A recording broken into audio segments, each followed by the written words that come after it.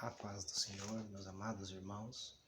Nós estamos mais uma vez aqui para esta videoaula e nós vamos dar continuidade aqui nos livros poéticos e principalmente no livro dos Salmos. E nós falamos sobre o Salmo 22 e o 73, nós vamos falar sobre o Salmo 88, como foi o nosso prometido antes de entrar. Vamos aqui no Cântico dos Cânticos, também o Salmo 119. O Salmo 88, ele foi escrito aqui por um levita chamado Emã Israita, né? Esse Emã Israita é um levita, consequentemente é um dos trabalhadores do tabernáculo, ou mesmo que seja na música. Aqui ele não descreve, mas nós sabemos que ele é um levita, por ele é israelita, e Emã, o seu nome, ele é o escritor, o autor desse Salmo 88. O Salmo 88 tem algumas particularidades, pois ele nos trata a respeito do sofrimento. Na teologia pentecostal, nós não vemos o sofrimento como uma causa má em si, mas muitas das vezes Deus utiliza desse meio para trazer as pessoas de volta, para comunicar algo, para expressar a sua glória, a sua vontade e para mostrar também ali o seu poder, para mostrar como foi o caso de Jó, no sofrimento do qual ele passou, Deus ali no controle de todas as coisas, quando nós vemos. Porém, quando chega no final já ali do seu sofrimento, ele fala: antes eu te conhecia, por ele falar, mas agora meus olhos te veem. Então o sofrimento ele tem esse poder nas mãos de Deus para levar os homens de Deus que passaram por lutas, sofrimentos, como Davi.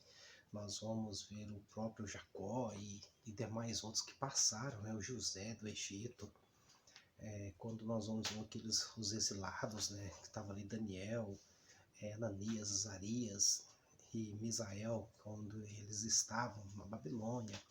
E vamos ver que vários sofrimentos Deus se utilizou e também revelou-se através do sofrimento, através da sua glória. E a sua glória foi demonstrada nesse período de sofrimento, nesse período até mesmo assim, que parece um pouco sombrio. E o Salmo 88, ele é considerado o salmo mais triste do Saltério. E eu quero ler aqui com vocês o Salmo 88, quero que você pegue sua Bíblia, leia, acompanhe. Eu estou aqui com a mais nova versão de Almeida, né, que é chamada NAA, Nova Almeida Atualizada, que o Salmo 88 diz assim: Ó Senhor, Deus da minha salvação, dia e noite clamo diante de ti. Chegue à tua presença a minha oração, inclina os teus ouvidos ao meu clamor, pois a minha alma está cheia de angústias e a minha vida já se aproxima da morte. Sou contado com os que descem ao abismo, sou como homem sem força, atraído entre os mortos, atirado entre os mortos, como os feridos de morte que jazem na sepultura, dos quais já não te lembras, pois foram abandonados pelas tuas mãos. Puseste-me nas mais profunda cova, nos lugares tenebrosos, nos abismos. Sobre mim pesa a tua ira. Tu me abates com todas as tuas ondas. Afastaste de mim os meus conhecidos e me fizeste objeto de abominação para com eles. Estou preso e não vejo como sair. Os meus olhos desfalecem de aflição. Dia após dia venho clamando a ti, Senhor, e a ti levanto as minhas mãos. Será que farás maravilhas para os mortos? Ou será que os finados se levantarão para te louvar? A tua bondade será anunciada na sepultura? A tua fidelidade nos abismos? Acaso nas trevas se manifestam as tuas maravilhas? E a tua justiça na terra do esquecimento? Mas eu, Senhor, clamo a ti por socorro, e de madrugada dirijo a ti a minha oração. Porque rejeitas, Senhor, a minha alma e ocultas de mim o teu rosto? Ando aflito e prestes a morrer desde moço. Sob o peso dos teus terrores estou desorientado. Sobre mim passou a tua ira e os teus terrores acabaram comigo. O dia todo eles me rodeiam como água. Um tempo me circundam. Para longe de mim afastastes. Os meus amigos e companheiros, os meus conhecidos, agora são as trevas. Ele é considerado o salmo mais triste do Saltério, o Salmo 88, porque ele termina com a palavra trevas. Geralmente, a grande maioria dos salmos, ele termina com um cântico de louvor, de adoração, de regozijo, de ação de graças, de que está dando ali a Deus. E o Salmo 88, diferente, ele acaba com a expressão trevas. Ele fala que agora os seus companheiros, seus conhecidos são trevas. E por isso ele é considerado o salmo mais triste do Saltério. E mais que Emã, ele diz que desde moço, desde a sua juventude, que ele vem sofrendo, e ele atribui todo o seu sofrimento também a Deus. Ele fala: a sua mão me tocou, a sua mão, o Senhor puseste, afastaste de mim, derramou sobre mim a sua ira. Ele tem aqui algo em si que ele vê que Deus está no controle de todas as coisas. A primeira questão que vem no Salmo é que Deus ele está no controle de todas as situações, de todas as coisas, nada foge ao seu domínio, ao seu controle. E aqui o Salmo 88 nos mostra grandiosamente isso. Mesmo os momentos tenebrosos, momentos escuros, de trevas, como aqui está falando, momentos de sofrimento, de perseguição, momentos de morte, momentos de vida, seja eles quais forem, eles estão debaixo da autorização e do comando de Deus. E o Salmo 88 nos mostra graciosamente isso, que Deus está no controle de todas as coisas. Aqui ele começa fala: ó Senhor Deus da minha salvação, de dia e de noite clamo diante de ti. Então, primeiramente, ele reconhece e sabe que Deus é o seu Salvador, e ele se mostra também como alguém que serve a Deus, pois ele chama o Senhor da minha salvação. Ele mostra que Deus é o Deus da salvação e que ele clama de dia e de noite diante do Senhor. E ele chega à tua presença, a minha oração, e inclina os teus ouvidos, o meu clamor. É o pedido que ele faz, que chegue diante do Senhor a minha oração, que o Senhor incline para mim os seus ouvidos, para que o Senhor ouça meu clamor. E no verso 4 ele fala: sou contado com os que descem ao abismo, sou como um homem sem força, atirado entre os mortos, como os feridos de morte que jazem na sepultura, dos quais não te lembras.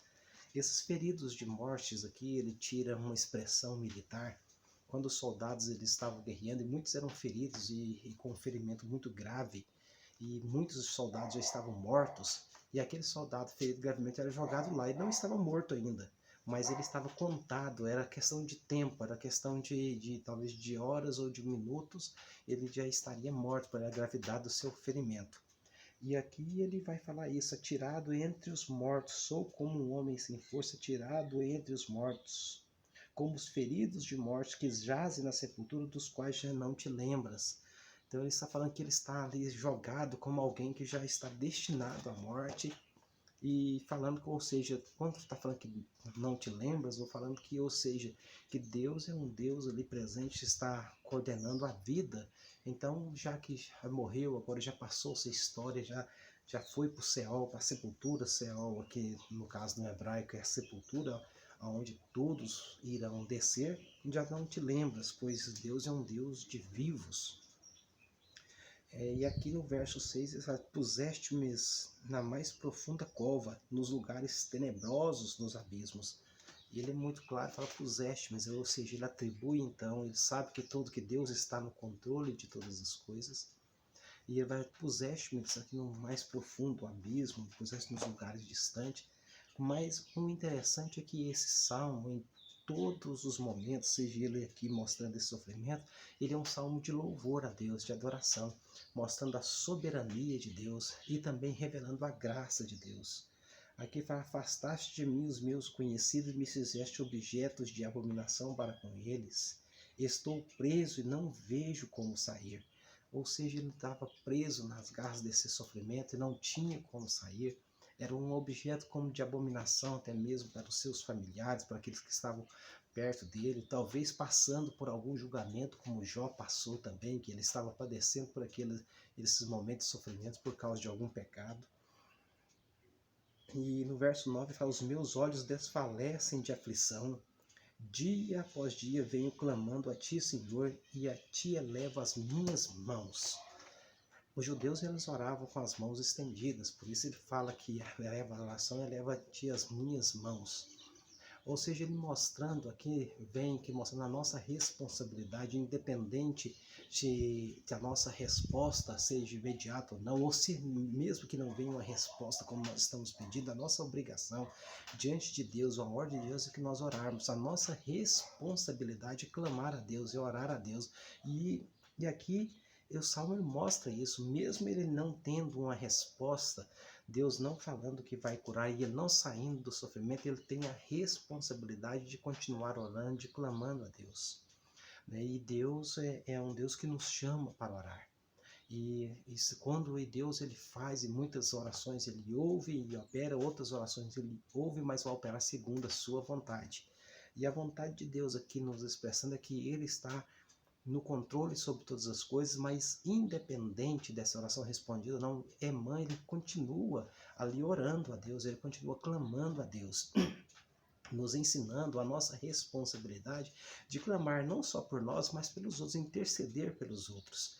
Independente se nós vamos ter uma resposta imediata ou se nem se nós vamos ter, nossa obrigação é de estar nesse clamor, porque Deus está no controle sobre todas as coisas, e se for a vontade de Deus nos ouvir e estender as suas mãos, Ele vai nos ouvir através ali da nosso clamor, da nossa oração. No verso 10 ele fala: será que farás maravilhas para os mortos, ou será que os finados se levantarão para te louvar? Aqui mesmo no meio do sofrimento, aqui ele tira um senso de humor. Ele está falando, olha aqui: será que farás maravilhas para os mortos, ou será que os finados se levantarão para te louvar? Ele fala: será que os mortos é que te louvarão? O Senhor fala: maravilha é lá no meio dos mortos. Deus faz maravilha no meio dos vivos, né? Às vezes os finados, lá, o cemitério, as lápides vão se quebrar e os mortos vão levantar para te adorar. O que Emã ele está falando aqui, até usando o senso de humor, ele está falando para Deus: olha, Senhor, eu estou ali morrendo, o Senhor não está ouvindo a adoração e o Senhor vai perder um adorador. O Senhor vai perder ali um verdadeiro adorador, como Deus falou que Deus está procurando dos verdadeiros adoradores, que o adorem em espírito e verdade. Ele usa, mesmo no meio do sofrimento, esse senso de humor, falando: será que farás maravilha para os mortos? Ou será que os finados se levantarão para te louvar? As lápides, os túmulos se abrirão e os mortos vão levantar para adorar o Senhor. Não, esse é o trabalho dos vivos. O Senhor convoca as assembleias dos vivos. Foi isso que Deus nos ensinou, isso que Jesus nos ensinou. Ou seja, Ele está falando: então eu estou vivo, sou um adorador do Senhor, e olha, estou morrendo, o Senhor vai perder esse adorador. Ele usando aqui esse senso de humor. E aqui no verso 11 ele fala: a tua bondade será anunciada na sepultura, a tua fidelidade nos abismos. Então, o senhor vai perder um anunciador, o senhor vai perder um pregador, né? A sua fidelidade vai ser anunciada no mundo dos mortos, lá no cemitério, ela não é anunciada lá. Deus é um Deus que de vida, né? Tanto é que Jesus é o caminho, a verdade e a vida. Ele traz vida, ou seja, o anúncio dele é anúncio de quem está vivo, de quem recebeu dele vida. Então, esse senso de humor aqui, Emã, no meio do sofrimento, ele está trazendo e mostrando aqui para nós como é possível adorar a Deus mesmo no meio do sofrimento. Como Jó adorou, continuou sendo fiel a Deus, e como Emã, mesmo em meio aqui a essas circunstâncias tenebrosas, ele continua adorando a Deus. E no verso 13 ele fala: mas eu, Senhor, clamo a ti por socorro, e de madrugada dirijo a ti a minha oração. Mais uma vez ele vai mostrar a nossa responsabilidade de clamar a Deus por socorro. Na madrugada eu clamo ao Senhor, ela eleva ao Senhor a minha oração, Ele mostrando a nossa responsabilidade de estar orando, de estar clamando, pedindo o socorro de Deus. É aquele que pode nos atender, que pode nos socorrer no momento exato, no momento certo, aquele que pode estender sua mão, mudar a história, como mudou, né, o cativeiro de Jó, mudou a história de Jó. Deus pode mudar. E a mãe está nos mostrando que nós devemos permanecer na oração e clamando a Deus. Aqui no verso 15 fala: ando aflito e preste a morrer desde moço sob o peso dos teus terrores, estou desorientado. Ele mostra que o sofrimento dele veio desde a sua juventude, desde moço, e que ele estava ali, esse desorientado, ou seja, ele que não estava entendendo que muitas vezes dos sofrimentos que sobrevêm conosco, que Deus tem, nós não conseguimos entender. Assim como Jó também me perguntava muito por que não estava entendendo, como Ana, no seu sofrimento por não gerar, talvez não estava entendendo, e a Bíblia vai falar que aquela esterilidade vinha de Deus, mas depois Deus se mostra graciosamente, tanto para ela como para Jó, e mostra que é um Deus de todos os momentos da alegria, mas o Deus do sofrimento, e que usa o sofrimento para trazer a sua benevolência e a sua graça. Aqui no caso de Emã, mesmo no meio de toda essa turbulência e sofrimento, não parece que não nos dá uma resposta. Deus não deu uma resposta. Deus não se mostra ali dando uma resposta para ele, porém, nos escritos mostra a soberania de Deus sobre todas as coisas e mostra ele como um servo fiel, que mesmo no meio do sofrimento ele continua sendo fiel, sabendo que Deus é o seu Salvador, sabendo que Deus está no controle de todas as coisas, e mais, elevando a Deus o seu clamor e a sua oração. Aqui no verso 16 fala: sobre mim passou a sua ira e os teus terrores acabaram comigo. No verso 16: o dia todo eles me rodeiam como água, há um tempo me circundam. Para longe de mim afastaste os amigos e companheiros, os meus conhecidos agora são trevas. Por isso que é o salmo mais triste: afastaste de mim meus amigos e companheiros, os meus conhecidos agora são trevas, momentos tenebrosos, momentos de dificuldade. E esse salmo, como os demais, como toda a Bíblia, ela aponta para Jesus. Nós vamos mostrar então um Jesus que passou ali por todos os tipos de sofrimento, de tortura, levou sobre si o nosso pecado, mas ele estava debaixo da vontade de Deus, foi desamparado ali pelo Pai, nos momentos angustiosos, até que ele clama: Eli, Eli, lama sabachthani, Deus meu, por que me desamparaste? Em momentos cruciais, mas estava debaixo da vontade de Deus, e ali, depois do terceiro, ele morreu, levou sobre si o nosso pecado, mas no terceiro dia veio a resposta de Deus. Ele ressuscitou dentre os mortos, ele é mais que o seu nome é o nome, mas é o poderoso de todos os universos, onde que toda língua confessará e todo joelho vai se dobrar e vai confessar que Jesus Cristo é o Senhor. E ele andou então debaixo da autorização e da vontade de Deus, e essa é a promessa para nós também, porque Jesus levou sobre si as nossas enfermidades, a morte, a sepultura, como está mostrando aqui na mão, não vai ficar nos segurando, porque um dia Jesus vai voltar e os mortos vão ressuscitar primeiro. Mesmo que as nossas orações não sejam atendidas, nós morremos no meio do sofrimento, mas um dia, quando Jesus voltar, ali os mortos vão ressuscitar com um corpo glorioso, vão ressuscitar vivos para nunca mais morrer, e vai reinar com Cristo eternamente. É a promessa gloriosa que nós temos, a esperança majestosa que nós temos, é ali da ressurreição que nós vamos passar, porque Jesus venceu a morte. Mesmo com os sofrimentos, mesmo a morte pode chegar até nós, mas Jesus os venceu. Jesus sofreu, Jesus morreu, Jesus ressuscitou e matou a morte, e nós vamos ressuscitar na sua vinda.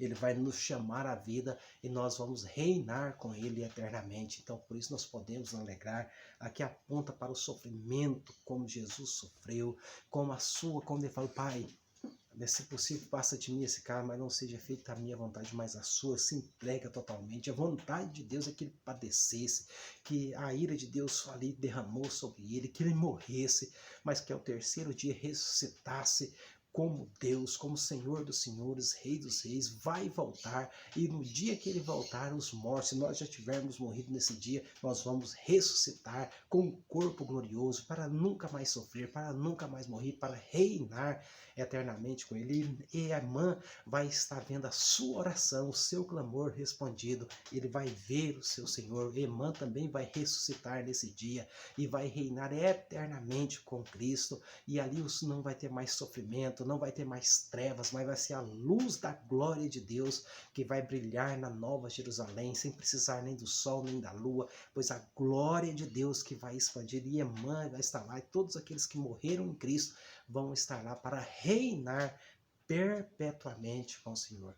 Então nós podemos ali entender um pouco sobre o valor do sofrimento, mesmo quando parece aparentemente nós estamos sendo atendidos, mas a nossa esperança, ela está em Cristo Jesus. Nossa esperança está no Deus da nossa salvação. Ele venceu a morte pelo sacrifício perfeito de Jesus. Jesus venceu a morte. Jesus matou a morte. E nós somos mais do que vencedores em Cristo Jesus. Deus te abençoe. Até a próxima aula, que nós vamos estar ali falando ali mais um salmo, Salmo 119, para nós depois adentrarmos no livro de Cântico dos Cânticos. Deus te abençoe, né, que você possa ali estar como Emã, um adorador, né, a Deus, independente das circunstâncias.